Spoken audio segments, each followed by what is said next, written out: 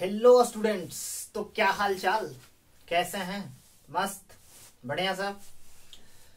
तो जैसा कि हम चल रहे थे, क्या पढ़ा रहे थे? सबसे पहले हमने मगध का उत्कर्ष के बारे में देखा। इससे पहले वाले वीडियो में डाल दिए मगध के उत्कर्ष के बारे में, तो उसमें देख लीजिएगा जाकर के आप कि मगध का कैसे कैसे उत्कर्ष होता है। मगध पहले तो उसके जनपद, फिर उत्कर्ष मगध का, और उसमें कल हम बताएं कि कैसे बिंबिसार के बारे में भी बताया। उसके बाद जरासंध, कंस कैसे कैसे वध होता है, कैसे कैसे क्या होता है, उसके बारे में बताए हैं। तो आज उसके आगे देखेंगे, जैसे कि कल हर्यक वंश के बारे में देख रहे थे। तो हर्यक वंश में बिंबिसार, ठीक, बिंबिसार के बारे में देखें। अब देखिए बिंबिसार क्या होता है कि बिंबिसार, इसके बारे में दो चार सवाल है जो कि इम्पोर्टेंट है। ऐसे अगर बढ़िया से एक्सप्लेनेशन के साथ वीडियो देखना है तो जाकर के पिछले वीडियो देख लीजिएगा। तो बिंबिसार के बारे में कि ये सबसे पहले तो ये वैवाहिक संबंधों से अपना विस्तार किए हैं। ये साम्राज्य का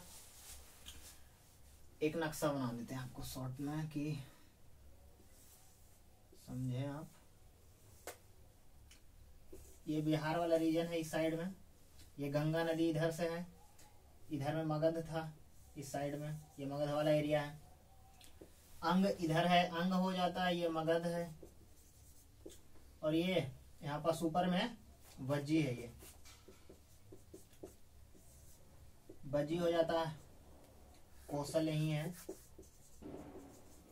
और इधर काशी। बस इतना सही मतलब है इसमें, ज्यादा और ज्यादा कुछ खास है नहीं इसमें। तो अब बिंबिसार के बारे में देखें तो इसका डेट वगैरह देखें, कोई खास पूछता नहीं है, बहुत ही उलझा हुआ डेट है इसका। तो जो भी इसके बारे में देखना है आपको, आप पिछले वीडियो देख लीजिएगा जाकर के, उसमें सारा बताया गया इसके बारे में। अब हम आते हैं इससे अजातशत्रु के बारे में। बिंबिसार के बारे में बताएं, इसका पुत्र अजातशत्रु। अजातशत्रु का देखेंगे, उसके बाद देखेंगे उदयन या उदयन या उदयभद्र।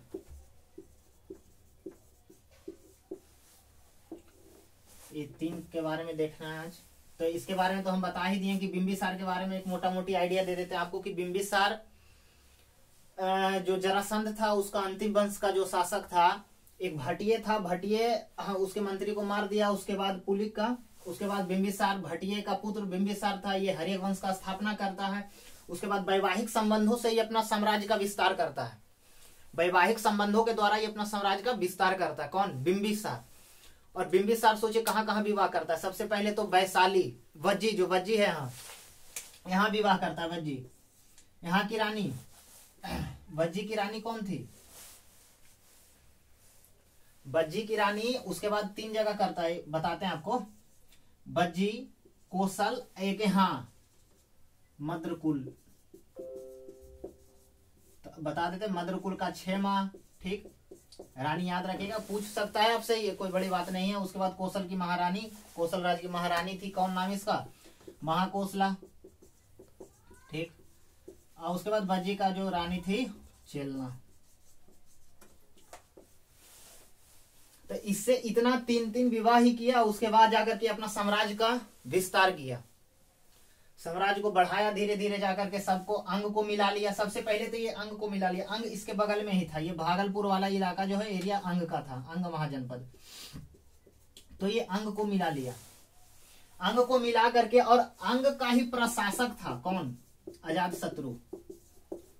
प्रशासक मतलब गवर्नर, मेन राजपाट यहीं से चल रहा था, यही चला रहा था, लेकिन प्रशासक किसको बनाया था? अजातशत्रु को। अब बात हुआ ऐसा कि पूरा आराम से, तो पहले शादी विवाह में ज्यादा का अंतर नहीं रहता था। 12 वर्ष 14 वर्ष का उम्र में शादी विवाह हो जाता था, तब बच्चे, अब बाप और बेटा में ज्यादा अंतर नहीं रहता था, ज्यादा से ज्यादा 10 साल का अंतर रहता था। तो वही अब क्या हुआ कि ये भी पूरे बढ़िया से एकदम मस्ती से शासन कर रहा है। उसके बाद अजातशत्रु भी जवान हो गया है, पूरा योग हो गया है। तो अब क्या होता है कि ये सोचता है कि हमको तो ऐसे गद्दी मिलेगा नहीं, तो गद्दी मिलेगा नहीं, तो ये उपाय करने लगा, कुछ ना कुछ विचार करने लगा कि कैसे कैसे हमको गद्दी मिलेगा। अब तो ये क्या करता है, ये अपना मंत्री सबसे मिल करके ये देता है, अपना पिता का हत्या कर देता है, इसलिए इसको पितृहंता कहते हैं। पितृहंता इसको कहते हैं, अजातशत्रु को।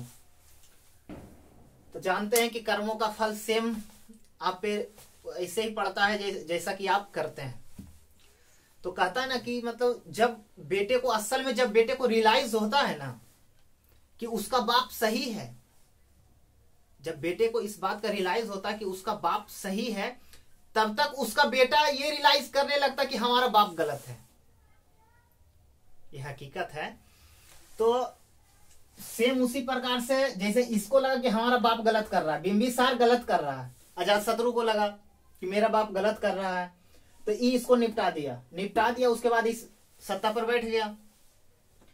तो फिर जब इसको कुछ दिन बाद लगा कि यार बाप हमारा सही था, बढ़िया से हमको अंग का राजा प्रशासक बना दिया था, आराम से हम गद्दी संभाल रहे थे, क्या दिक्कत था। तो जिस उम्र में इसको जाकर के ये समझदारी आती है कि हमारा बाप सही था, उस समय में उदयन को लगने लगता है कि ये गलत है, ये गलत है। तो अब क्या करता है, इसको निपटा देता है। तो इसलिए हर्यक वंश का एक और नाम, इसको पितृहंता वंश कहा जाता है। ये सब ऑब्जेक्टिव टाइप का सवाल है, ज्यादा पूछेगा नहीं, पूछता है कभी कभार वन डे एग्जाम में। तब अजातशत्रु के बारे में देखते हैं हम लोग बढ़िया से कि अजातशत्रु क्या क्या कांड किया है।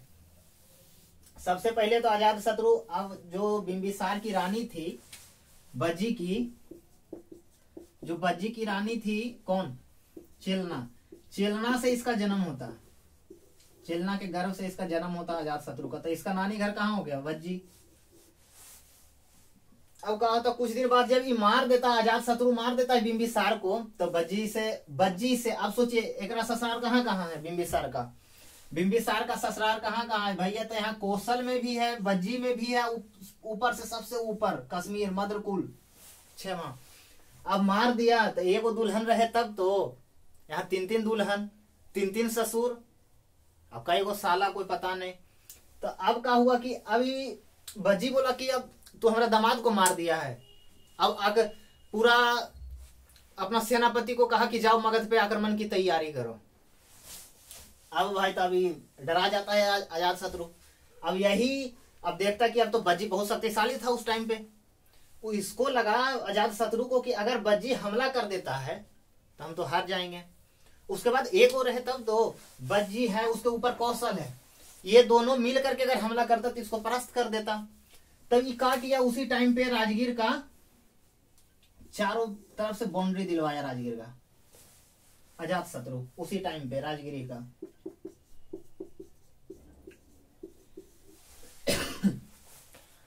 अब क्या होता है कि जब इधर से समाचार आता है कि ऐसा ऐसा कांड होगा, तो ये क्या करता है कि पहले ही मिला लेता है, ये जा करके इसको ये अपना मंत्री को भेजता है, चिट्टा पुर्जा इधर उधर भेज भाज के इधर दे करके किसी तरह से उसके महल में ही षड्यंत्र रचवा देता है, अंदरे अंदरे उसका बज्जी का। इस षड्यंत्र रचवाने में, बज्जी के महल में, बज्जी राज में षड्यंत्र रचवाने में सबसे इसका मेन मंत्री जो है वर्षकार, यही मंत्री के बदौलत कहा जाता है कि 12 वर्षों के पश्चात जा करके इसको सफलता मिलता है बज्जी जीतने में। और बज्जी जीतने में एक तो ये मंत्री, उसके बाद इसका 2 ठो हथियार था, एक ठो रथ मूसल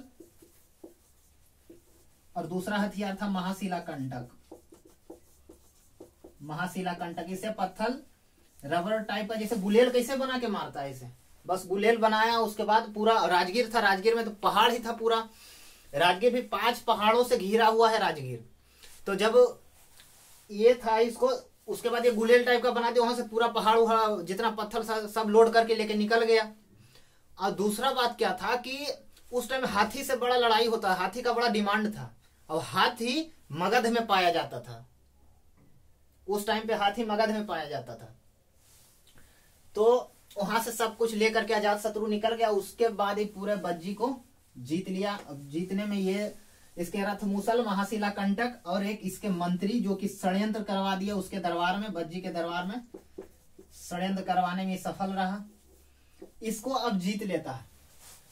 तब अब बारी आता है कौशल का। तो कौशल कहता है कि अरे भाई, जब वो उतना शक्तिशाली था ओकरा जीत लिया तो हमरा छोड़ेगा। तो अब क्या करता है अजात शत्रु, अब तैयारी करता है कौशल का। तब वहां से रहता है प्रसेनजीत राजा उस टाइम पे। तो प्रसेनजीत कहता है कि अरे भाई लड़ाई करेंगे, मामू भगना दोनों लड़ाई करेंगे। हो मामू भगना कौन कौन लड़ाई करता है? कहता आओ दोनों सुलह कर लेते हैं, संधि कर लेते हैं, समझौता। तो उसी के बाद संधि में ही यहाँ कौशल का ये जो प्रसेनजीत था राजा, प्रसेनजीत, इसकी बेटी थी वजीरा, इसकी बेटी थी वजीरा। वजीरा से इसका विवाह करवा देता है। और जब मारता है बाप को, अपना बिंबिसार को मारता है, तो इसे काशी से सालाना 1 लाख रुपया का इनकम होता था। काशी से 1 लाख रुपया का इनकम होता था per year, 1 lakh per year इससे इनकम होता था। और ये इनकम सीधा किसको भिजवाया जाता था? मगध के सम्राट को, इसको बिंबिसार को भिजवाया जाता, जो कि अजात शत्रु पहले हत्या कर दिया पिता का। तो अब पिता का हत्या कर देता तो इसको बंद करा देता है। लेकिन फिर क्या होता है कि जब वजीरा से विवाह हो जाता है, इसका अजात शत्रु का विवाह कर लेता, तो इसको फिर से क्या होता है, ये जो काशी है, काशी का फिर से जो 1 लाख रुपया पर का परगना इसको दे दिया जाता है और बहुत सारा उपहार दिया जाता है अजात शत्रु को। अब जब दिया जाता है तो उसी टाइम पे ये तो सुलह कर लेता है। और सबसे पहले इसके डर से ये क्या करता है, यहीं पास है। अब देखिए इसका हम एक फिगर बनाते, बिहार का एक शॉर्ट फिगर बनाते, क्योंकि ये बिहार में ही आ जाता है पूरा। तो देखिए बिहार का फिगर बनाते हैं एक।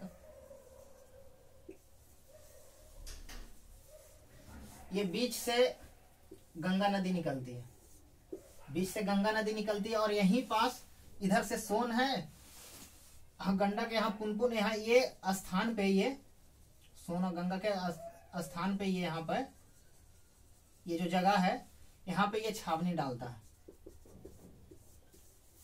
और जो छावनी डालता है वही पाटलिपुत्र है, कहीं कहीं पाटलीग्राम है। नाम देखिए हर एक जगह अलग अलग रहेगा। जब मेगास्थनीज आता है तो मेगास्थनीज अपना इंडिका जो उसका पुस्तक रहता है उसमें वो पाली ब्रोथा देता है नाम, उसमें नाम ये पाली ब्रोथा देता है। तो नाम पे मत जाइएगा, नाम इसका अलग अलग रहता है। जैसे कि उदयन का नाम कैसे बताया, उदयन, उदयभद्र, उदयन, इसी प्रकार से का पाली ब्रोथा नाम था दिया था वो। तो ये गंगा के स्थान पे यहाँ छावनी बनाता है। छावनी डालता है कौन? अजात शत्रु। छावनी यहाँ पे डालता है अजात शत्रु। ठीक, तो ये छावनी वाला काम अगर आपसे पूछे कि पटना में सबसे पहले छावनी कौन डाला, पटना नगर को बसाया, राजधानी बनाया, पटना का स्थापना किया, तो वो उदयन हो जाएगा। लेकिन पटना का खोज, पाटलीग्राम का खोज, छावनी बनाया कौन? तो अजात शत्रु, अजात शत्रु बनाया इसका। ठीक, अजात शत्रु के बारे में हम लोग देखें, ये नानी घर को भी नहीं छोड़ा। उसके बाद इसका अवंती, अवंती नीचे में बताए थे, अवंती एक राजा था, वहीं का राजा जो चंड प्रदोत था उसको भेजा था बिंबिसार, जीवक, वैद, तो उसको ही बस में नहीं कर पाया था। इसके पूरे जीवन काल में बस में उसको नहीं कर पाया। और उसके बाद क्या होता है आइए देखते हैं। उसके बाद वो तो 444 से 492 तक ये करता है।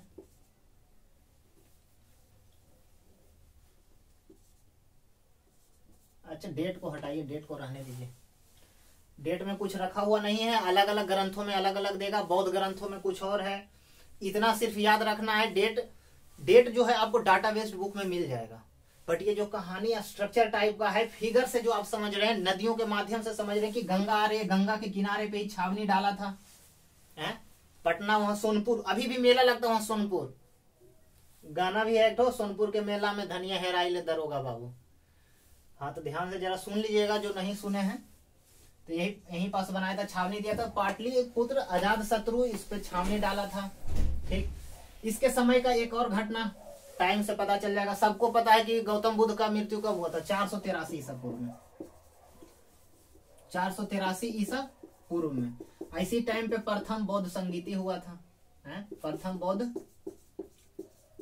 संगीति वहां सभा हुआ था। उसका जो राजा किसके शासन काल में हुआ था? तो अजातशत्रु के शासन काल में हुआ था। ये इसके जीवन का इसके टाइम पे भगवान बुद्ध मरे थे। भगवान बुद्ध को निर्वाण प्राप्ति महापरिनिर्वाण इसी टाइम पे हुआ था। तो इसके टाइम पे सिर्फ यही चीज याद रख सकते हैं आप, और कोई खास है नहीं इसमें। पितृहंता है, पिता को मार दिया, उसके बाद नानी घर पर हमला कर दिया, पूरा अंग को मिला लिया, काशी को मिला लिया, पूरा कौशल वगैरह सब इधर सब पर हमला करके मिला लिया सबको। उसके बाद आता है उदयन या उदयन। इसके जिंदगी का मेन इंपॉर्टेंट पहलू यही है, मेन बात यही है कि सबसे पहला इसका तो पाटलीग्राम को राजधानी बनाया, पाटलिपुत्र को राजधानी बनाया ही, ठीक, पाटलिपुत्र को राजधानी बनाता है। उसके बाद अवंती को ये तोड़ देता है। ये इसके जिंदगी का एक बहुत ही बड़ा मुकाम हासिल किया ये अपने जीवन काल में, कि उसको तोड़ देता है। उसके बाद ये पिता का भी हत्या कर देता है और ये पूरा साम्राज्य को मिला लेता है। बहुत बड़ा इसके टाइम पे साम्राज्य हो जाता है, उदयन के समय पे बहुत बड़ा साम्राज्य कर लेता है ये। और फिर इसके बाद अब आपका क्या हो गया, ये समाप्त हो गया। और हम कल बताए थे, कल का वीडियो में आप देखिएगा, एक हम ट्रिक बताए थे हसीन, कि मगध का उत्कर्ष कैसे हुआ। तो मगध का उत्कर्ष बहुत ही हसीन तरीका से हुआ। नहीं बोलता कि कैसा लग रहा देखे, तो पूरा हसीन है। तो हसीन का मतलब, हा का मतलब हरियक वंश, हा का मतलब हरियक वंश, सी का मतलब शिशु नाग, उसके बाद नाग के मतलब नंद। तो हरियक वंश ही पूरा देख लिए हैं। उसके बाद शिशु नाग, उसके बाद नंद। इसका एक सबसे अंतिम शासक इसका कौन होता है? नाग दशक।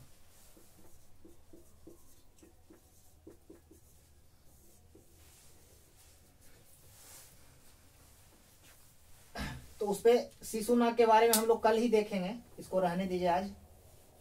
कल देखेंगे शिशुनाग के बारे में। और लगे रहना है, मेहनत से, दम से, अपने पैशन को फॉलो करिए, ठीक। तो ठीक है, मिलते हैं हम लोग फिर नेक्स्ट वीडियो में।